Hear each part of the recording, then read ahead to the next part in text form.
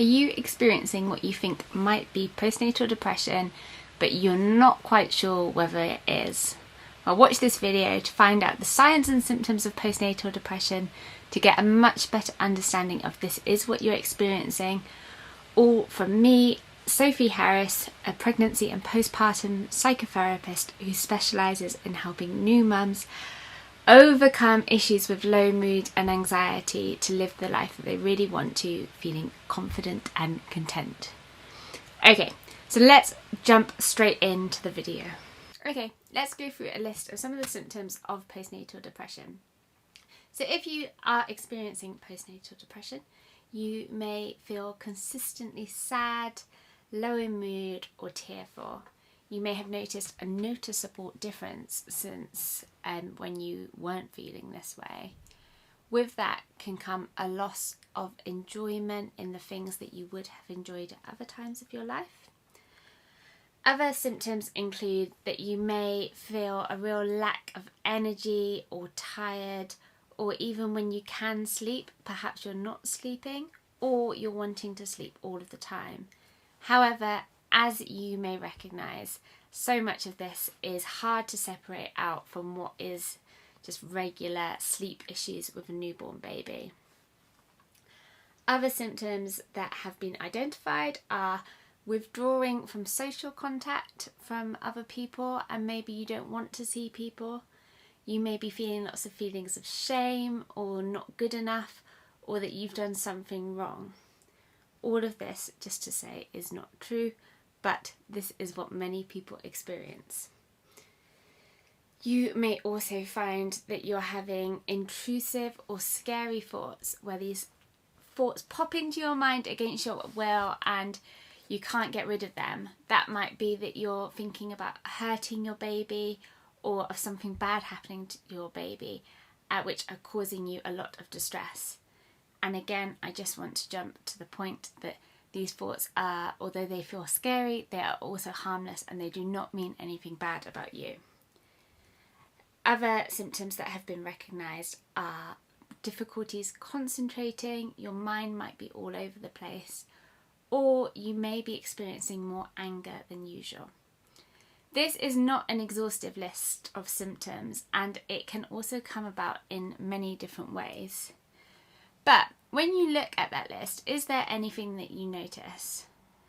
I know when I see that list, I see that so many of those symptoms are just what you would expect to have as a new mum. For example, let's have a look at having a lack of energy. Of course, we're going to have a lack of energy. Problems concentrating, that is going to come with being tired all of the time. Or perhaps if we are thinking about withdrawing from social situations, that is also kind of expected. Not for everyone, but many people, whilst they're adjusting to giving life to a new baby and looking after a baby, they might not feel like seeing people all of the time. So, how do you tell if you have postnatal depression? NHS guidelines says that if these kinds of symptoms last for over 2 weeks, then it is no longer what is termed as the baby blues, but it is what we would call postnatal depression. And it is up to a year after your baby is born. However, no disrespect to the NHS. I worked for the NHS for a very long time. I have a lot of love for the NHS. However, I do not agree with these guidelines. In my personal and professional opinion, this is just some socially constructed guidelines, and I feel like they're kind of arbitrary. So what I mean by that is, what is the difference between experiencing this set of experiences, this set of symptoms, for example, 3 weeks long over 2 weeks long, or if these kinds of symptoms develop just before a year after your birth to a year and a week after your birth. I kind of believe that when we get so focused on these time frames and these diagnoses and labels, that we actually get distracted from the problem of thinking, do I need help? So if I am experiencing a really difficult time, my mood is a bit all over the place, I'm feeling a lot more angry than usual, I am then caught thinking, do I have postnatal depression, rather than do I need help? And so therefore, what I would argue in my professional and personal opinion, not facts but opinion, I would argue that if you are experiencing some distressing symptoms, if your mood is lower than usual, if maybe you have some difficulties bonding with the baby, if you have, I don't know, you're struggling with the lack of sleep, for example, it doesn't actually matter if you have postnatal depression or not. It would be about trying to reach out for some support of whether that you could get. I'm just completely tired with my words. It would be worth reaching out for some support so that you can get some help for that collection of experiences.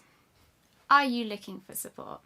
If you are experiencing any of these symptoms, but even I don't like that word, it's collection of experiences. If you are experiencing any of these distressing things, then you can watch my next video about different strategies to help yourself to manage these symptoms of postnatal depression. And if you are actually looking for some professional support, then you would be more than welcome to go to my website and to have a look at details of postpartum therapy and to see whether I have any availability. Also, there will be many other therapists who will be able to support you if you would prefer a different therapist or somebody who works in your area.